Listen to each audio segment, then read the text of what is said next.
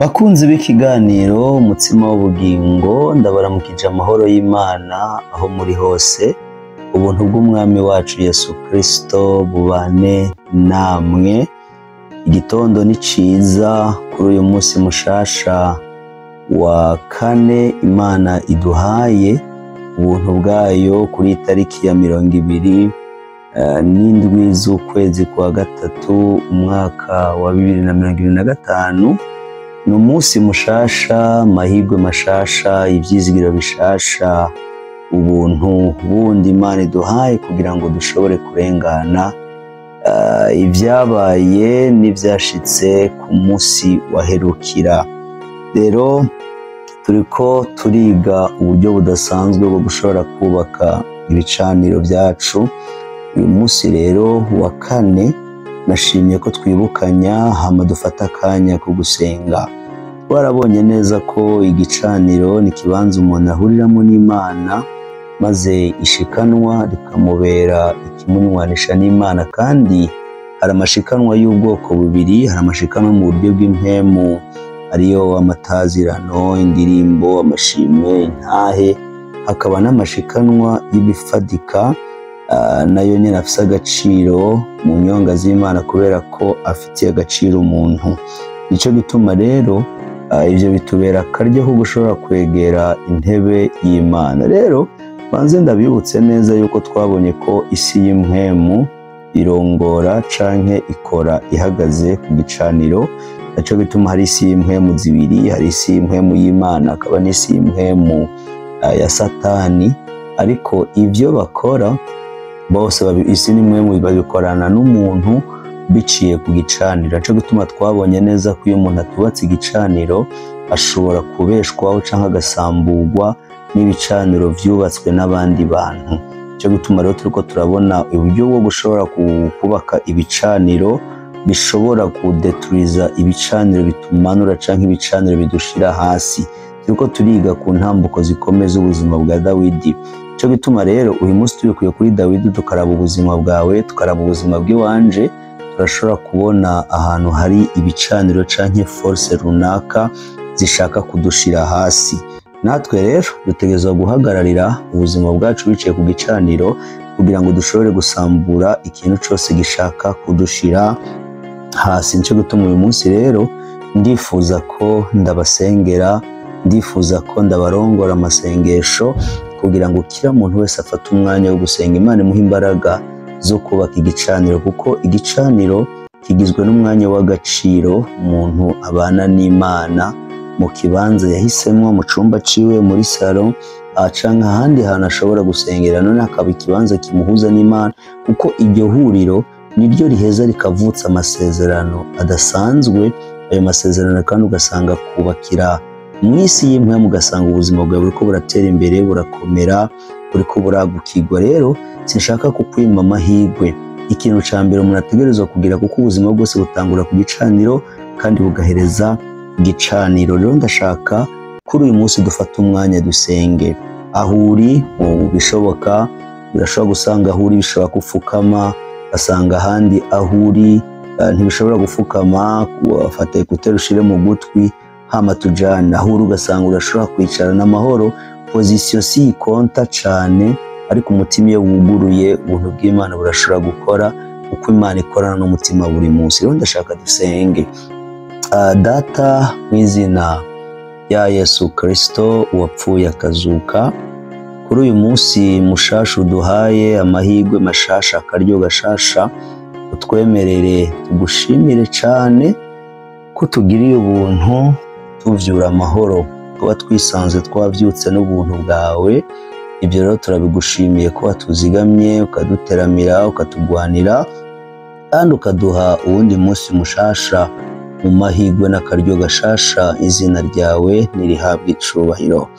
Wakoze cyane kutuzigama, wakoze cyane kuturinda, kandi wakoze cyane kutugwanira intambara nyinshi. Nuko rero abana bawe tuje imbere yawe kuri uyu mwanya w'iki gicaniro kugira ngo dushobore mwami Imana gusuka ubuzima bwacu imbere yawe.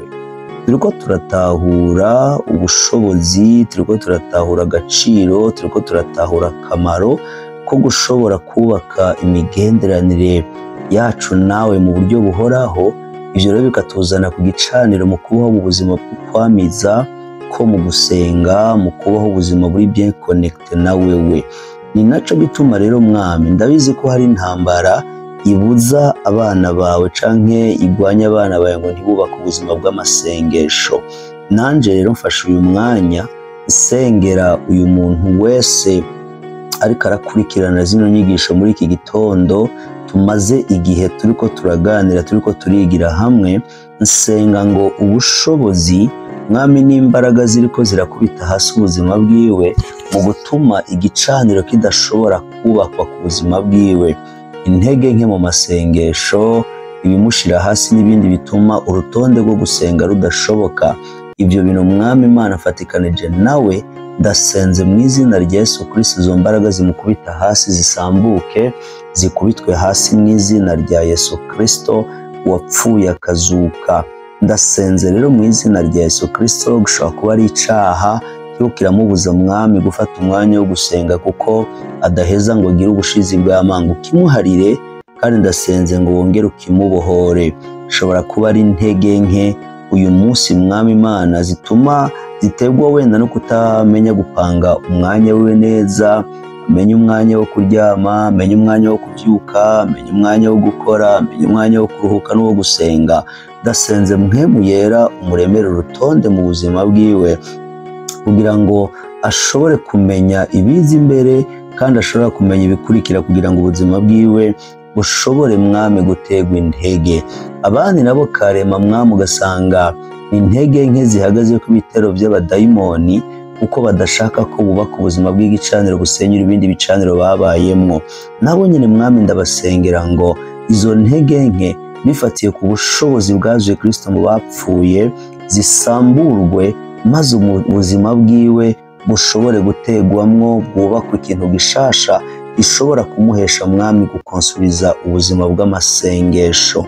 Ndasenze mwami Imana ngo uvyutse inyota mu mitima y'abana bawe, uvyutse inyota mu rutonde rushasha kugira ngo bashobore gukorera ubuzima bwabo biciye mu gusenga, biciye mu gusoma ijambo ryawe. Mwami Imana ndasenze mu izina rya Yesu Kristo n'ababikora nabi kugira ngo nabo nyine bashoboze. Rero ndasenze Mana ngo ushoboze umuntu wese, ushoboze umuntu. Hariho ababigerageje kera bigakunda ariko uyu munsi babitaye. Ndasenze Mana unagure imitima y'abana bawe, imitima y'abana bawe inagure, kandi mwami batabigerageje nabo nyine bashoboze kugira ngo kila muntu wese ashobore kubaka igicaniro gishobora kugwanira ubuzima bwiwe. Naco bituma rero ibiko birakubita hasi ubuzima bwabo, ibicaniro bikurikirana ubuzima bwabo, ibicaniro bishaka kubashira muri kao, ibicaniro biguma bimanura ubuzima bwabo, bidashaka yuko batera imbere canke ngo bakomere, kesaswa mu rwego rw'impwemu no mu rwego rutari rw'impwemu. Ivyo bicaniro nifatikanije na mpwemu yera ndabisambura mu izina rya Yesu Kristo. Ariko ndasenza ngo imbaraga zawe zibahagurutse, imbaraga zawe zibacanire, imbaraga zawe zibakomeze, imbaraga zawe zibamurikire, imbaraga zawe zibahagarike, kandi imbaraga zawe zibateremo inyota. Iyo nyota Mana ivyara ubuzima bukomera kandi bufise ishaka ryo kwamizako. Uzoba ukoze, murikira imitima yabo, murikira ubwenge bwabo igihe cose basomye ijambo ryawe, igihe cose basenze bumva ubuzima buriko buratemba muri bo. Uzoba ukoze cane Mana, ubashoboze kandi ubagirire neza. Turaje imbere yawe Mana, turasenga ngo usuke ubuzima mu mitima yabo, usuke ubuzima mu mitima yabo, usuke ubuzima mu mitima yabo kugira ngo bashobore guhagarara badashobora gutsindwa n'ikintu icarico cose. Ubasukemo inkomezi, ucanire mwami, usukemo umuriro mu mitima yabo, ucanire ubugingo bwabo kugira ngo bashobore kumurika kandi bakomeze kubaho mu buzima bwejejwe butunganye kandi urushirizaho kugira intsinzi muri bo. Mana uzoba ukoze cane Papa, urakoze mwami. Vyura ubuzima bwo gusenga mu miryango, vyura ubuzima bwo gusenga mwami mu miryango, mu bana bawe, mu bahungu bawe, mu bapapa bawe, mu bamama, mu misoro, mu inkumi. Uvyura ubuzima bw'amasengesho kugira ngo bashobore kubaho ubuzima mwami Imana bumurikiwe n'umuco kandi bufashwe mihiri n'umwagazi w'intama w'Imana. Uzoba ukoze cane. urakoze rero Mana ko uri kurabirema kandi uri kurabikora kandi uri kurabishitsa. Nanje rero ndabasengeye Mwami ngo bashoboze kandi bakomeze kugira ngo bashobore Mwami gutangura kubaho ubuzima ufise igicaniro. Urakoze rero ndabigushimiye kumvise ugusenga kwacu. Ibirenze byose Mana turagushimiye ko waduhaye umunsi mushasha. Uyu munsi wa kane ni mushasha ntitwigeze tuwubamwo, natwe tunezerejwe kubona ibihe bishasha n'umunsi mushasha. Rero abana bawe Mwami ndabashize mu biganza byawe kugira ngo ubazigame. Ndagushimira ko wabarinze iri joro, ubahaye umunsi mushasha utandukanye n'indi minsi yose. Ndasenze Mana ngo ubazigame kandi ubarinde.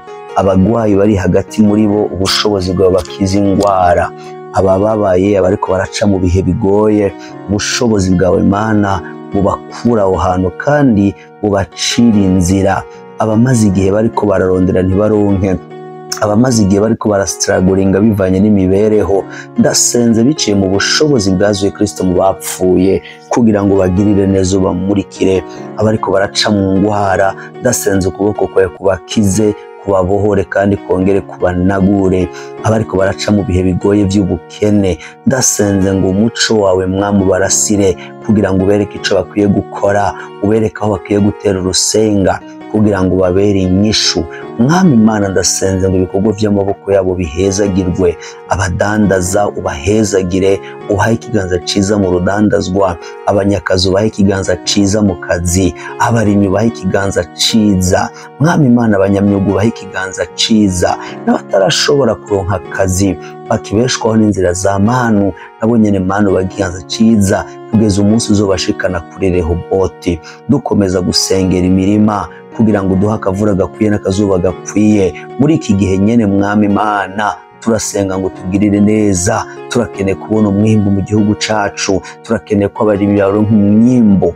Uzobukoze cane Mana, ukuboko kwawe kube ku banyeshure, ubuzuza ubwenge no gutahura muri periode benshi bari mu exam abandi bagiye kuyatangura. Ndasenze ngo bamurikire abafise umwete wo kwiga, abandi ubateremwo kugira ngo igihe cyose bazogira umwete wo kwiga ubashoboze Mwami. N'igihe cyose bazoba bari mu exame mwene bamurikira afatiye ku byo bize, afatiye ku byo bize, afatiye ku mwete bagize, abamurikire abinjize mu isezerano ryo kuba umutwe ntibaba muri izo. Uzobukoze ndasengeye imiryango ngo uyikomeze uyimurikire muri iki gihe Mwami. Imiryango ndasenze ngo uyirongore, ushoboze abantu bawe bagirire neza Mwami. Abari mu bihe bigoye ubatabare Mwami, ubagirire neza. Abari mu busho ubatabare ubavugire, kuko niwe mucamanza agororotse kandi ahetse ukuri. Ndasenze Mana ngo bagendere abariko baraca mu bihe bigoye by'ubukene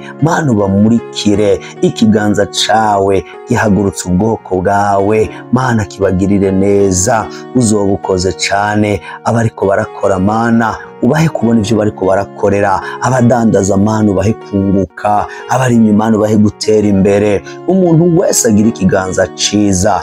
Abana bawe baravyutse bariko baritegura, bamwe bagira baje mu buzi. Mwami Mana bakora ubuzi butandukanye bwose ubahezagire, abakora ku rwego rwo hasi ubaduze, ubagira abo hagati, abakora mu rwego rwo hagati ubaduze Mana ubashire hejuru, abari hejuru bazigamire hejuru. Ukomeze kuhirira ubuzima bwawe bwabo Mwami Mana, abakorera igihugu, abikorera utwabo bose ukomeze kubagirira neza. Ukomeze kurinda igihugu cacu giteramire, ukizamure, uzamure ekonomi y'igihugu cacu Mwami. Uzobukoze cane. Turasengeye abari mu bitaro badafise ico bariha Mana ubasangeyo, ubakorera ibitangaza kugira ngo bakure muri ivyo bitaro. Uzobukoze. Nuko rero Mana turagushimiye kumvise ugusenga kwacu, ubaherekezesha ukuboko kwawe aho baza kwirigwa bagira ikiganza ciza, baroranigwe Mwami. Nibatera urusenga bagira ico bafata mu izina rya Yesu. Mana y'impuhwe ugirire impuhwe abana bawe, ubagirire neza Mana. Uzobukoze. Uwirigwane nabo nibatawuze gutahana n'abamahoro, ubarinda amasanganya n'ibitero by'abazimu bikomeze gutsindwa, ariko kubagiye amahoro baze kugaruka amahoro bashima izina ryawe. urakoze uragahezagirwa, utugirire neza muri iki gikorwa cawe kugira ngo dukomeze kumurikirwa n'ubuntu bwawe mu kubona ibihe by'impemburo bituzako. Urakoze rero uragahezagirwa, icubahiro cose n'ikibi cawe mu izina rya Yesu Kristo kumvise ugusenga kwacu, amen. Ndabibutse rero ko uyu munsi ari umunsi wa kabiri w'amasengesho yo kwisonzesha twitiriye kuba amasengesho yo mw'idamba. Rero karibu mu kanya saa 12 z'igitondo tuba turi kwishenga irembo ry'intama na saa 11 yo ku mugoroba. Rero gusiba no guhomba kuko ivyo twiga duhesha amahirwe yo kuvyagura turi mu nzu y'Imana. Yesu abaho umugisha, ndabatuye ko umugisha, ndabatuye ko kururanirwa ubuntu bw'Imana bubakorere kandi bubaduze mu izina rya Yesu. Kurikirana ikiganiro umutima w'ubugingo kiba buri munsi igihe cy'isaha 11 z'igitondo, mukaba mugishikirizwa n'umungere w'ishengero irembo ry'intama mu Burundi, Pasteur Jean Miburo. Mufise ico mubaza murashobora kutwakura cyangwa mukatwandikira ubutumwa bugufi ku nimero 79 575 272 79 575 272. Murakoze.